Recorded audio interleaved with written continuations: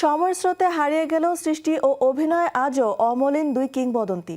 সুরের জাদুকর আলম খান আর অভিনয়ের অনন্য প্রতিভা শর্মিলী আহমেদ দুজনেই 2022 সালের এই দিনে মাত্র 3 ঘন্টার ব্যবধানে পাড়িয়ে জমেছিলেন না ফেরার দেশে।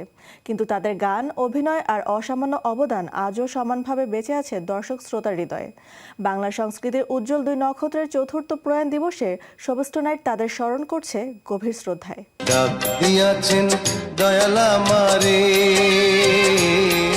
সুরের জাদুতে যিনি প্রজন্মের পর প্রজন্মকে মুগ্ধ করেছেন সেই কিংবদন্তি সুরকার ও সঙ্গীত পরিচালক আলম খান আজও বেঁচে আছেন তার কালজয়ী সৃষ্টির মধ্য দিয়ে।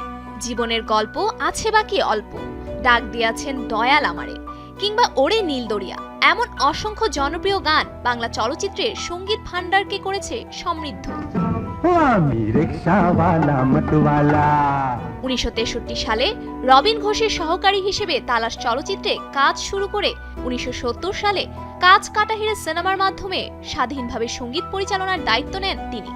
এরপর কয়েক দশক ধরে অসংখ্য চলচ্চিত্রে সুর ও সঙ্গীত পরিচালনা করে হয়ে ওঠেন দেশের চলচ্চিত্র সঙ্গীতের অন্যতম কিংবদন্তি।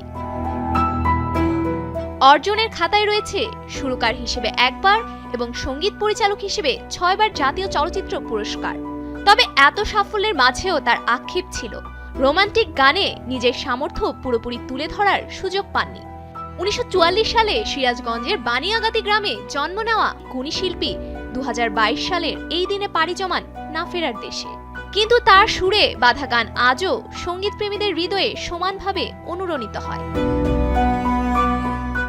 অন্যদিকে বাংলা নাটক ও চলচ্চিত্রে মায়ের চরিত্রের কথা উঠলেই যে কজন শিল্পীর নাম আসে সবার আগে তাদের অন্যতম শর্মিলী আহমেদ। 1947 সালে রাজশাহীতে জন্ম নেওয়া এই জনপ্রিয় অভিনেত্রী মাত্র 4 বছর বয়সে অভিনয় জীবন শুরু করেন। বেতারের মাধ্যমে পথ চলা শুরু হলেও পরে বাংলাদেশের প্রথম ধারাবাহিক নাটক দম্পতি এবং প্রায় 400 নাটক ও 150টিরও বেশি চলচ্চিত্রে অভিনয়ের মধ্য দিয়ে তিনি হয়ে ওঠেন অভিনয়াঙ্গনের নির্ভরতার এক নাম। চলচ্চিত্রে নাম লেখান 60-এর দশকে। সেবারের মতো কাজের দোহাই দিয়ে 7 দিনের মধ্যে যে কেটে পড়বে তা হবে না। তার প্রথম চলচ্চিত্র উর্দু ভাষায় নির্মিত ঠিকানা আলোর মুখ দেখেনি, তবে সুভাষ দত্তের আলিঙ্গন, আয়না এবং আবির্ভাব দিয়ে সুপরিচিত হয়ে ওঠেন। নায়িকা থেকে ধীরে ধীরে মায়ের চরিত্রে নিজেকে এমনভাবে প্রতিষ্ঠিত করেন যা তাকে এনে দেয় আলাদা সম্মান ও ভালোবাসা। 2018 সালে শ্রেষ্ঠ পার্শ্ব চরিত্র বিভাগে বাচসাস পুরস্কার পেলেও সংস্কৃতি বোদ্ধাদের মতে তার দীর্ঘ অভিনয় জীবনের তুলনায় প্রাপ্য সম্মান পুরোপুরি পাননি তিনি। ক্যান্সারের সঙ্গে লড়াই শেষে এই দিনেই শেষ নিঃশ্বাস ত্যাগ করেন।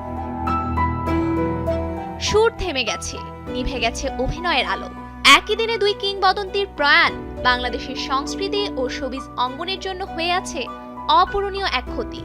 আলম খানের কালজয়ী সুর আর শর্মিলী আহমেদের অনবদ্য অভিনয় বাংলা সংস্কৃতির ইতিহাসে বেঁচে থাকবে চিরকাল। Safura Afrin, showbiz tonight.